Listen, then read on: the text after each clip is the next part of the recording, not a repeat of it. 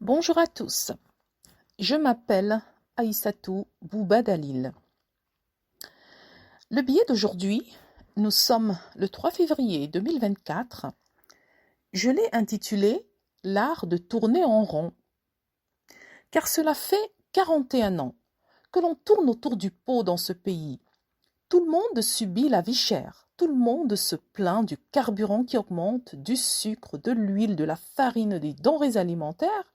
Et pourtant, nous connaissons tous la solution. Nous savons tous que rien ne changera tant que Paul Biya et son régime tiendront les rênes du pouvoir à Yaoundé. Il y aura toujours autant de délestage, d'accidents sur les routes, de services de base inexistants depuis 41 ans. Tout le monde le sait, mais personne ne veut rien faire. C'est chacun qui veut voir ses enfants grandir. Et ceux qui ont donc le courage de dénoncer cette gouvernance catastrophique sont pris à partie, subissent toutes sortes de foudres dans les familles par ceux-là même qui se plaignent et n'en peuvent plus.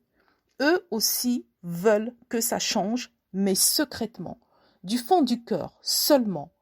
Ils se contentent de ne faire que le souhaiter, car il ne faut jamais le dire à haute voix, parce qu'ayant fait allégeance à Paul Biya, le monarque qui fait souffrir son peuple et le maintient dans cet état de dépendance et de domination propre aux dictatures.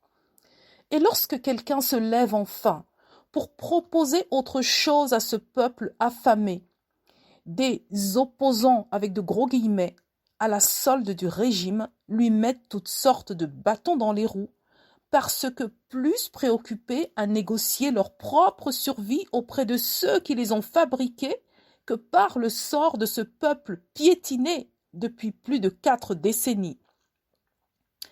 Pourquoi le Cameroun serait-il condamné à tant de médiocrité?